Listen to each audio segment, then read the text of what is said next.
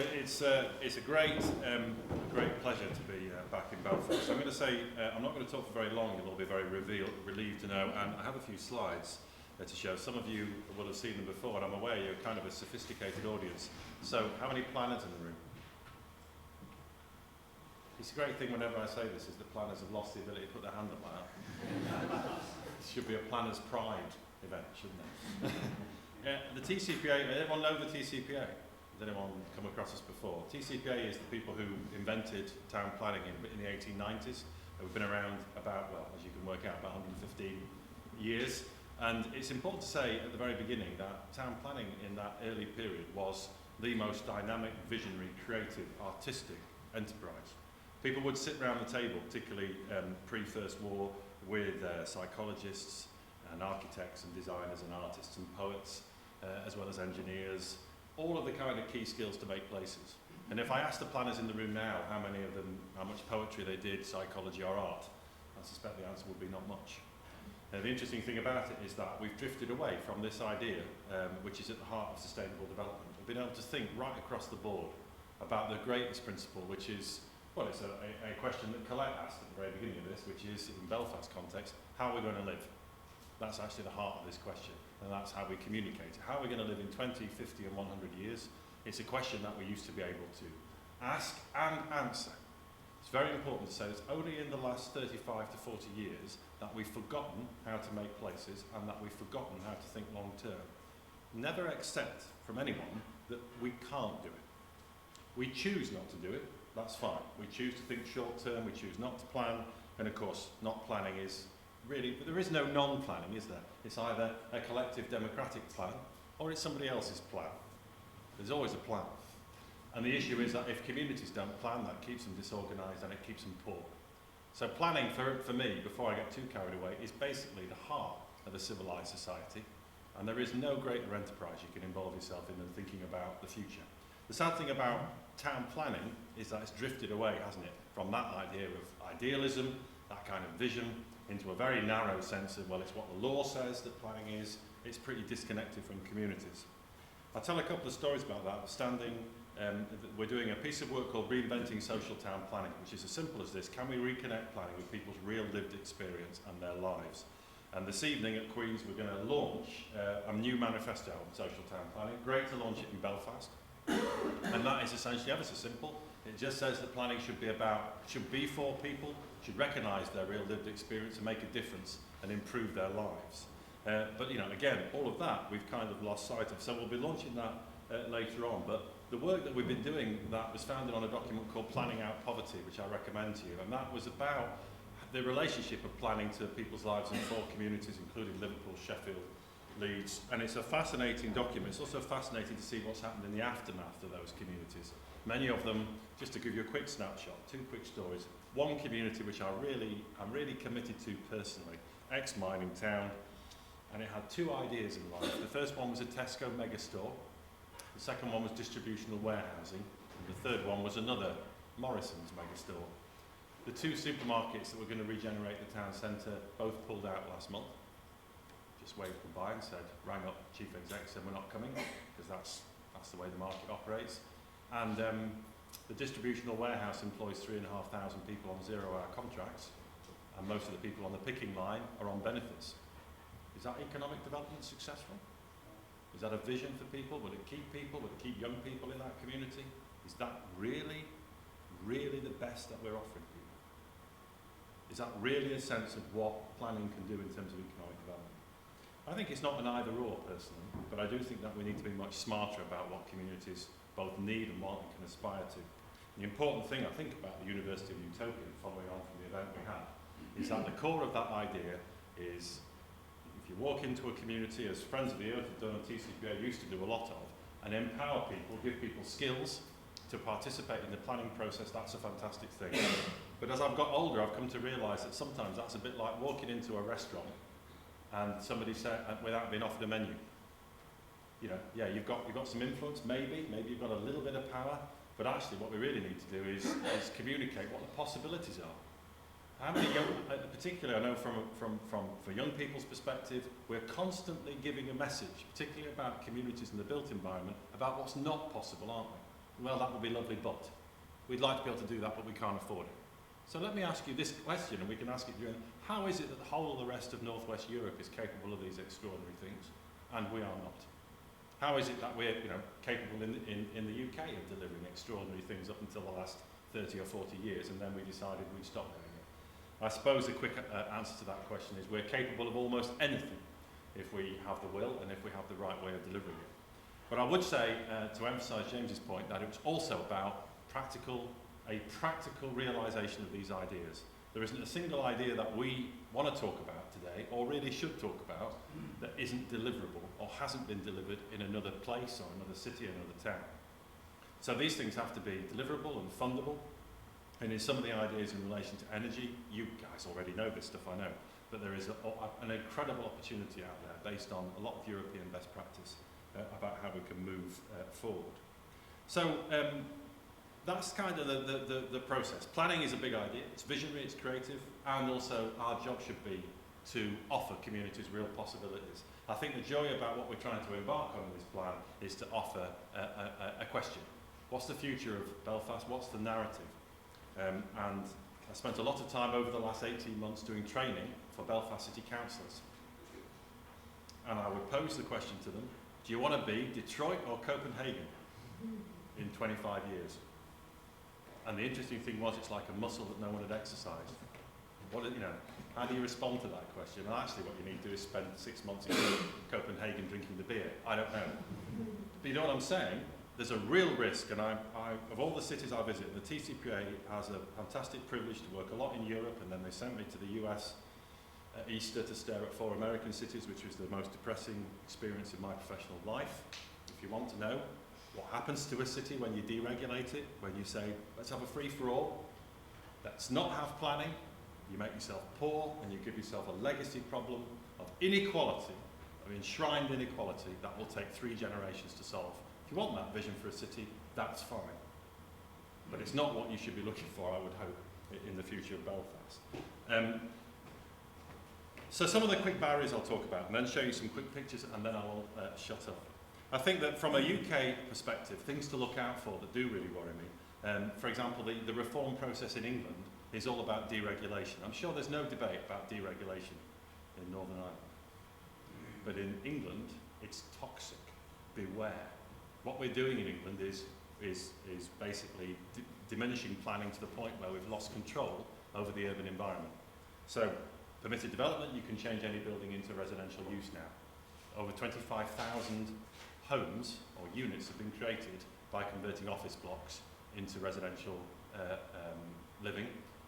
No contributions for education, no green space for children to play in, no contribution to sustainable transport.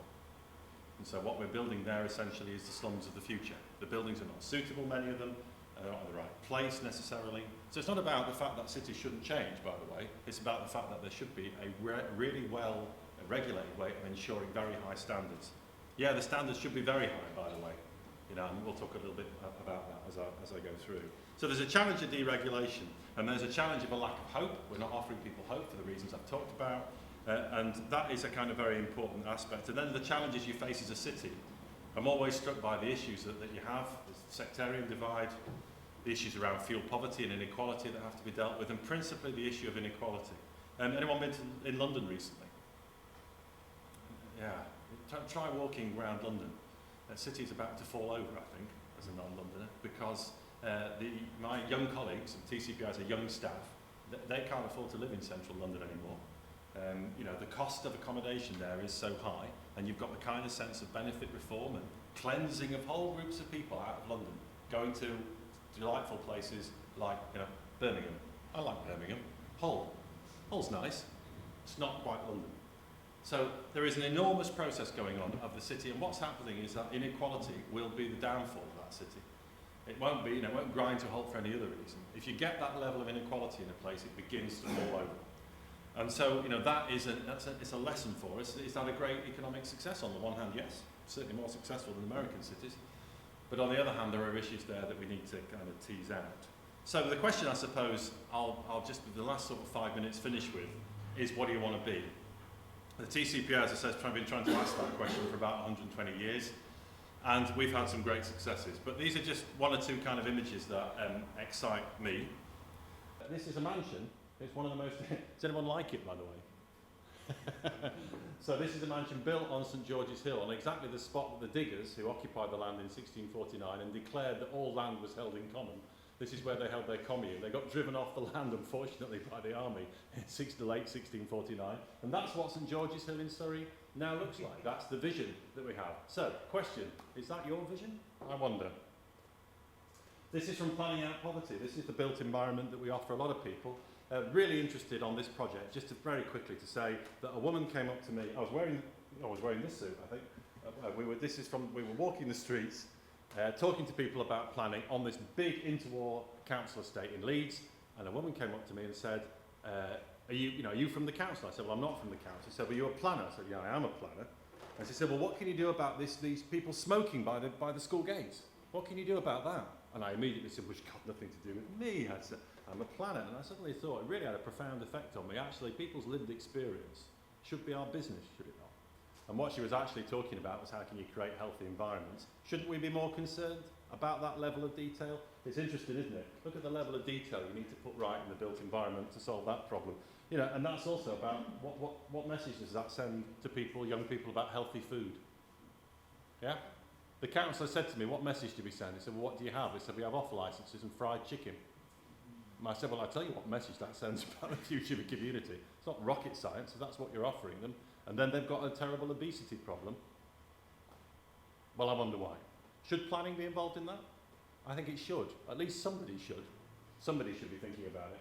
That's interesting. This is the built environment. Sorry, it's a poor slide in London. That was an office block that's now been converted into homes. That's also an office block that's going to be converted into homes. There's no green space on any of those at all. So those are just interesting examples of what's happening in the English world. This is in Italy, a beautiful bike store, right next to a bus station, right next to a rail interchange, done as a matter of course, beautiful sustainable transport, lots of walkability. You're all familiar with this stuff. This is Liverpool, community development. I was very conscious about the model in the American cities about community development corporations. If anyone has seen them, really powerful instrument for regeneration.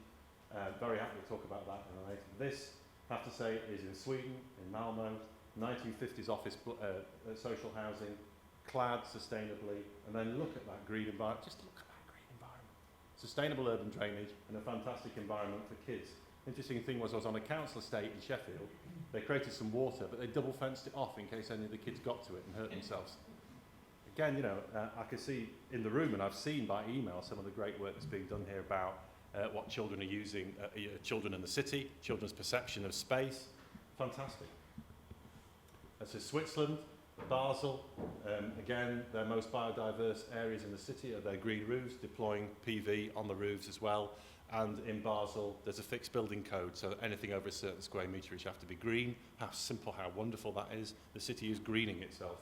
My favourite, though, is this one, which is Amsterdam, and you can see some 1950s office social housing, and they've just grown vines up it. How complicated is that? I have a joy that Belfast will look like that. It takes about 20 euros to achieve that effect. There. You get less pollution, you get a nicer, psychologically nicer urban environment, you get more biodiversity. Please tell me why we can't do that next week. Interesting, isn't it, what the possibilities are? And, you know, German housing, isn't it wonderful? Carbon zero, energy positive housing. This is a Hoff house, I think. And does anyone like the design, by the way? You can tell you're allowed to shake your heads. Interesting, isn't it? It's very Germanic.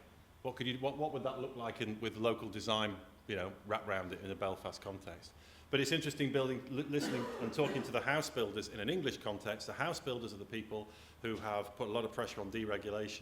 And the interesting thing is now in England, and I won't speak for Northern Ireland, but in England we're now building Ford Cortinas while the Germans are building top-of-the-range Audis in housing terms. We're making that awful mistake that we've made in the past technologically of not seizing regulation and building on it, but attempting to undermine regulation and then think it will all be all right. It won't all be all right, but you know, these are so energy efficient they don't need district heating. That's a challenge to have to deal with as well. And let me finish with this. This is Letchworth. This is the outdoor cinema in Letchworth. And I put it up only because in the conversations we've had, James, we've talked about art and culture. So I'm going to ask that question again, what's the narrative? And the narrative is also about what's the culture and artistic offer of the city. Is that planning? Damn right it is. It's all part of planning. It's about that vision. Letchworth is interesting. Letchworth was the first garden city, built in 1903 to an unbelievably visionary design. And the heart of that was a hard economic model, capturing land values, which you don't do in Belfast at the moment, as far as I understand, capturing land values and using them for community benefit. The whole city, Garden City, was developed on that principle. All that remains of that, which is a shame for complicated reasons, is the commercial estate at the heart of the city. It's worth £150 million, and the Letchworth Heritage Fund reinvests almost £5 million a year in social, health and artistic endeavour. So they pay for their cinema, their art centre, they pay for their health centre, they pay for all sorts of activities, 3 philosophy groups, 70 community groups, all comes out of a fund that was set down in 1903 and reinvests itself in the city. And so the heart of all this wonderful utopian activity, because you all know this, as I said, you know this really, is based on a really powerful economic model, that you capture at least some part of the uplift in land values that results from the process of property development. If you can get that, you can make an extraordinary city. If you let that pass, for example, by selling off assets without keeping any control over them, or part of them, then you have a problem. The final utopia is energy, isn't it? Belfast used to supply all its own energy. It doesn't anymore. Think of those German cities, Munich making over 250 million euros a year from owning its remunicipalised energy. 180 German cities and towns have remunicipalised their energy. Over almost 1,000 energy cooperatives now in Germany, all supplying and making money out of distributing and supplying renewable energy. Licensed to print money, they tell me, my German colleagues. Think what you could do with remunicipalised energy supply in Belfast. And we just scanned the surface. So all of that is there. And I will stop at that point just to say that it seems to me there's all this excitement, but there's also a gap, is there not? There's a gap between where we are and whether we can harness a very powerful narrative for the future. And Belfast, it seems to me, is on a cusp, both with your new citywide plan and all the other processes I know you're engaged with at the moment. But I do hope that this process will enliven some debate, as James has said, about the future, and also create just a little bit of political pressure on politicians to say, actually, all of this is perfectly realisable. The only issue is, do we care to do it? Thanks.